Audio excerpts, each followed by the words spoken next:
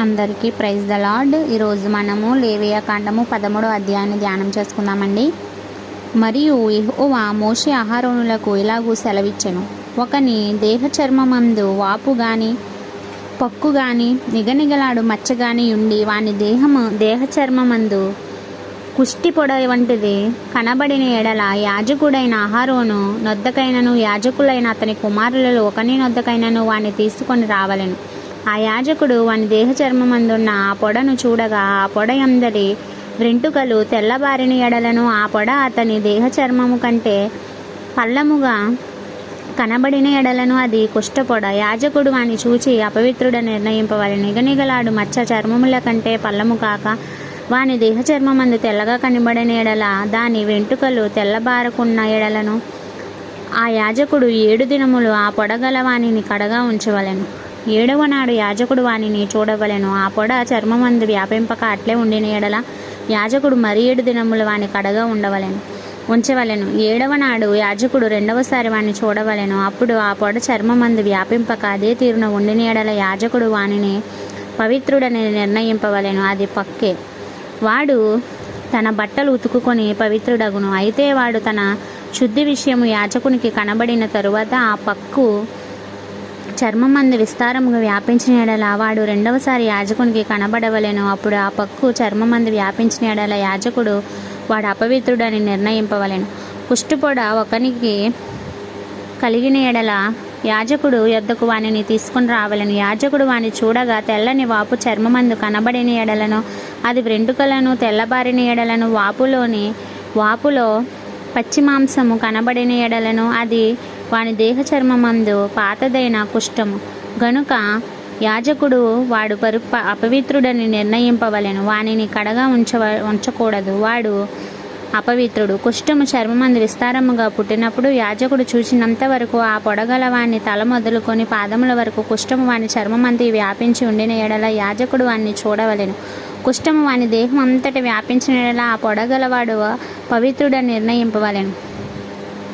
వాని ఒళ్ళంతయు తెల్లబారెను, వాడు పవిత్రుడు. అయితే వాని మొంట పచ్చి మాంసము కనబడు దినమున వాడు అపవిత్రుడు. యాజకుడు ఆ పచ్చి మాంసమును చూసి వాడు అపవిత్రుడని నిర్ణయింపవలెను. ఆ పచ్చి మాంసము అపవిత్రమే, అది కుష్ఠము. అయితే ఆ పచ్చి మాంసము ఆరి తెల్లబారిన ఎడల వాడు యాజకుని యొద్దకు రావలెను. యాజకుడు వాని చూడగా ఆ పొడ తెల్లబారిన ఎడల యాజకుడు ఆ పొడ పవిత్రమని నిర్ణయింపవలెను.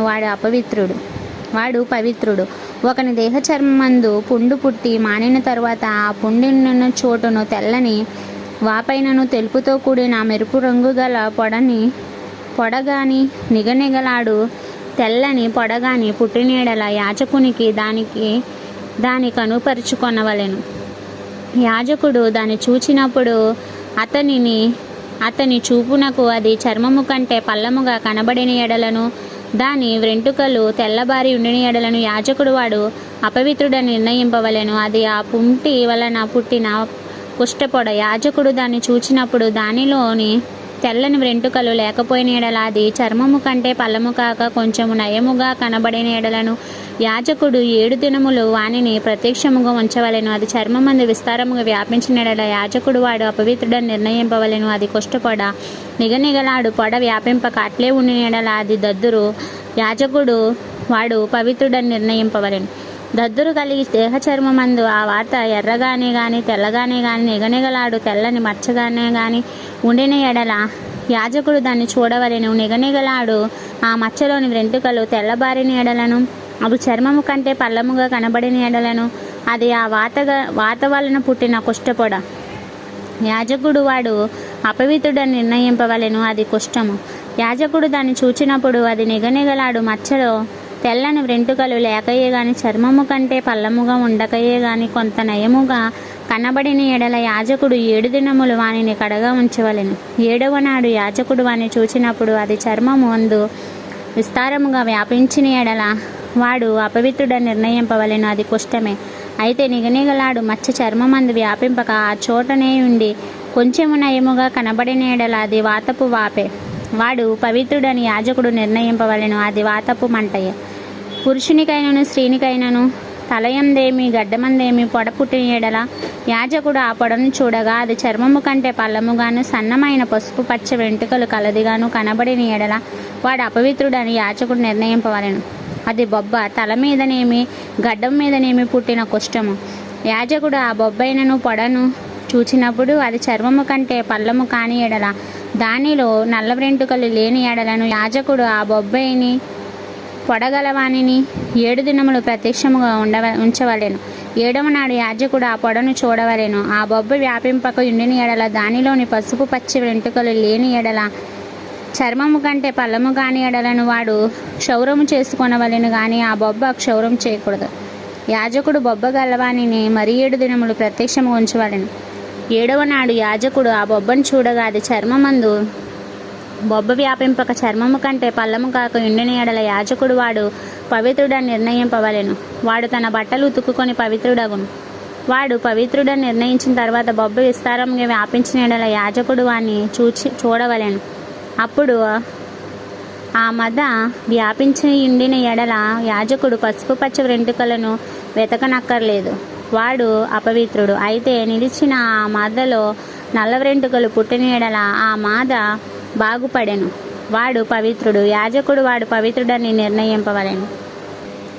మరియు పురుషుని దేహచర్మందనేమి స్త్రీ దేహచర్మందేమి నిగనిగలాడు మచ్చలు అనగా నిగనిగలాడు తెల్లని మచ్చలు పుట్టిన ఎడల యాజకుడు వానిని చూడవలెను. వారి దేహచర్మమందు నిగనిగలాడు మచ్చలు వాడి ఉండిన ఎడల అది చర్మమందు పుట్టిన ఒక పొక్కు, వాడు పవిత్రుడు.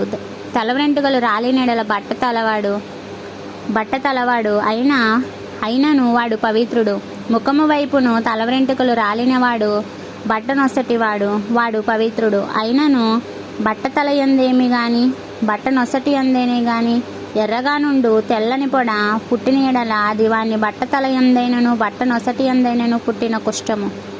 యాజకుడు వానిని చూడవలెను. కుష్ఠము దేహ చర్మమందు కనబడునట్టు ఆ పొడ వాపు చూపునకు వాని బట్ట తలయందైనను వాని బట్ట నొసటి అందైనను ఎర్రగా నుండు తెల్లని పొడయైనను వాడు కుష్ఠరోగి, వాడు అపవిత్రుడు. యాజకుడు వాడు బొత్తిగా అపవిత్రుడని నిర్ణయింపవలెను. వాని కుష్ఠము వాని తలలోనున్నది. ఆ పొడగల కుష్ఠరోగి వస్త్రములను చింపివేయవలెను. వాడు తల విరయబోసుకొనవలెను.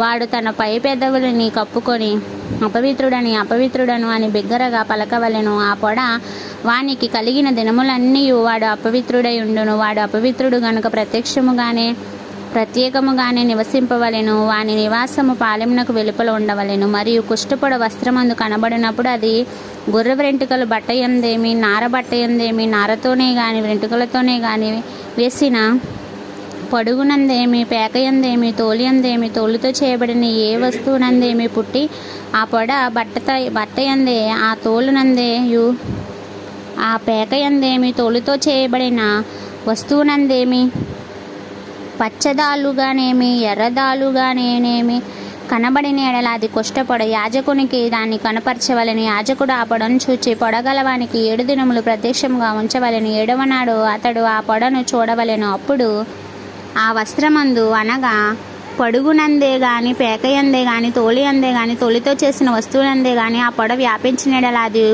కొరుకుడు కుష్ఠము, అది అపవిత్రము. కావున అతడు ఆ పొడ దేనిని ఉన్నదో ఆ వస్త్రమును వారతోనేమి వెంట్రుకలతోనేమి చేసిన పొడుగును పేకను తోలుతో చేసిన ప్రతి వస్తువును అగ్నితో కాల్చివేయవలెను. అది కొరుకుడు కుష్ఠము, అగ్నితో దాన్ని కాల్చివేయవలెను. అయితే యాజకుడు చూచినప్పుడు ఆ పొడ ఆ వస్త్రమందు అనగా పడుగునందేమి గాని పేకయందేమి తోలుతో చేసిన మరిదేని అందేమి వ్యాపింపకపోయిన ఎడల యాజకుడు ఆ పొడగల దానిని ఉతుకనాజ్ఞాపించి మరి 7 దినములు దాన్ని విడిగా ఉంచవలెను. ఆ పొడగల దానిని ఉతికిన తరువాత యాజకుడు దాన్ని చూడవలెను. ఆ పొడ మారకపోయినను వ్యాపింపకపోయినను అది అపవిత్రము. అగ్నితో దాన్ని కాల్చివేయవలెను. అది లోవైపున గాని పైవైపున గాని పుట్టినను కొరుకుడు కుష్ఠముగా ఉండును.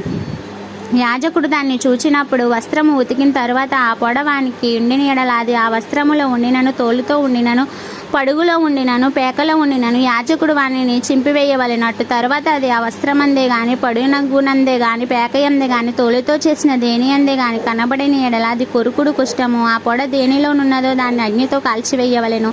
ఏ వస్త్రమునే గాని పొడుగునే గాని పేకనే గాని తోలుతో చేసిన దేనినైనా గాని ఉతికిన తరువాత ఆ పొడ వదిలిన ఎడల రెండవ మారు దాన్ని ఉతకవలెను, అప్పుడు అది పవిత్రమగును. బొచ్చు బట్టయందే గాని, నారబట్టయందే గాని, పొడుగునందే గాని, పేకయందే గాని, తోలు వస్త్రములందే గాని ఉండు కుష్ఠపొడను గూర్చి అది పవిత్రమని అపవిత్రమని నీవు నిర్ణయింపవలసిన విధి ఇదే. ఇంతటితో పరిశుద్ధ వాక్యం మనలను దీవించి ఆశీర్వదించునుగాక. ఆమేన్.